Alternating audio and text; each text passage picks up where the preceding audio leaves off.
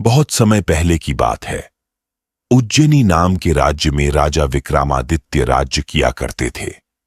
राजा विक्रमादित्य की न्यायप्रियता, कर्तव्यनिष्ठता और दानशीलता के चर्चे पूरे देश में मशहूर थे। यही कारण था कि दूर दूर से लोग उनके दरबार में न्याय मांगने आया करते थे। राजा हर दिन अपने दरबार में लोगों की तकलीफों को सुनते और उनका निवारण किया करते थे। एक दिन की बात है, राज दरबार लगा हुआ था। तभी एक भिक्षु विक्रमादित्य के दरबार में आता है और एक फल राजा को देकर चला जाता है। राजा उस फल को कोषाध्यक्ष को दे देता है। उस दिन के बाद से हर रोज वह भिक्षु राजा के दरबार में आने लगा। उसका रोज का काम यही था कि वह राजा को फल देता और चुपचाप चला जाता। राजा भी प्रत्येक दिन भिक्षु द्वारा दिया गया फल कोषाध्यक्ष को थमा देते। ऐसे करते करते करीब 10 साल बीत गए। एक दिन जब भिक्षु फिर राजा के दरबार में आकर फल देता है, तो इस बार राजा फल कोषाध्यक्ष को न देकर वहां मौजूद एक पालतू बंदर के बच्चे को दे देते हैं। यह बंदर किसी सुरक्षाकर्मी का था, जो छूटकर अचानक राजा के पास आ जाता है। बंदर जब उस फल को खाता है, तो उस फल के बीच से एक बहुमूल्य रत्न निकलता है। उस रत्न की चमक को देख राज दरबार में मौजूद सभी लोग हैरत में रह जाते हैं। राजा भी यह नजारा देख आश्चर्य में रह जाता है। राजा कोषाध्यक्ष को इससे पूर्व भिक्षु द्वारा दिए गए सभी फलों के बारे में पूछता है। राजा के पूछने पर कोषाध्यक्ष बताता है कि महाराज, मैंने उन सभी फलों को राजकोष में सुरक्षित रखवा दिया है। मैं उन सभी फलों को अभी लेकर आता हूं। कुछ देर बाद कोषाध्यक्ष राजा को आकर बताता है कि सभी फल गल गए हैं। उनके स्थान पर बहुमूल्य रत्न बचे हुए हैं। यह सुनकर राजा बहुत खुश होता है और कोषाध्यक्ष को सारे रत्न सौंप देता है।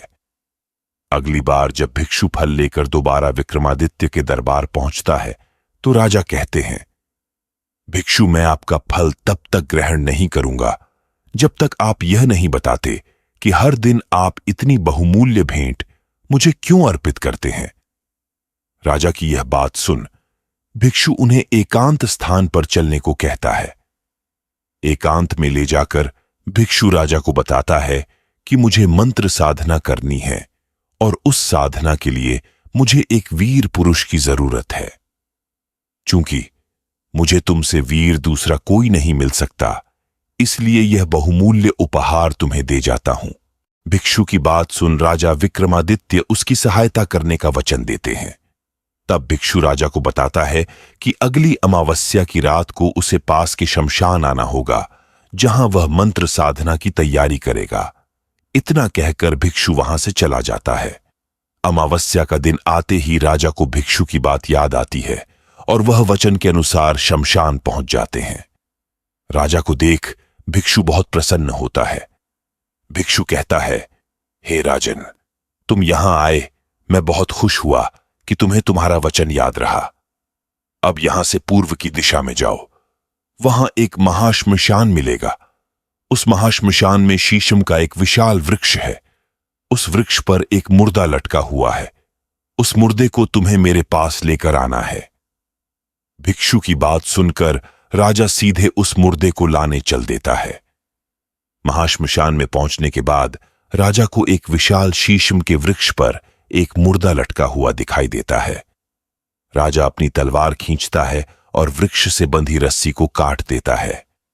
रस्सी कटते ही मुर्दा जमीन पर आ गिरता है और जोर से चीखने की आवाज आती है। दर्द भरी चीख सुन राजा को लगता है कि शायद यह मुर्दा नहीं बल्कि कोई जिंदा इंसान है। कुछ देर बाद जब मुर्दा तेजी से हंसने लगता है और फिर वृक्ष पर जाकर लटक जाता है, तो विक्रम समझ जाता है कि इस मुर्दे पर बेताल चढ़ रहा है। काफी कोशिश के बाद विक्रम बेताल को वृक्ष से उतार अपने कंधे पर टांग लेते हैं। इस पर बेताल विक्रम से कहता है, विक्रम, मैं तेरे साहस को मान गया। तू बहुत ही पराक्रमी है। मैं तेरे साथ चलता हूं, लेकिन मेरी एक शर्त है कि पूरे रास्ते में तू कुछ भी नहीं बोलेगा। विक्रम सिर हिलाकर हां में बेताल की बात मान लेता है। इसके बाद बेताल विक्रम से कहता है कि रास्ता लंबा है, इसलिए इस रास्ते को रोमांचक बनाने के लिए मैं तुझे एक कहानी सुनाता हूं। तो यह थी विस्तार से राजा विक्रम, योगी और बेताल की आरंभिक कहानी। यही से शुरू होता है बेताल 25 की 25 कहानियों का सफर, जो बेताल एक एक करके विक्रम को सुनाता है। कहानी से सीख। एक राजा को हमेशा विक्रमादित्य की तरह साहसी और पराक्रमी होना चाहिए, तभी वह अपनी प्रजा की रक्षा कर सकता है। हम आशा करते हैं कि आपको आज की कहानी पसंद आई होगी। ऐसी ही और कहानियां सुनने के लिए वीडियो को लाइक और शेयर करें और चैनल को सब्सक्राइब करें। मिलते हैं कल की वीडियो में।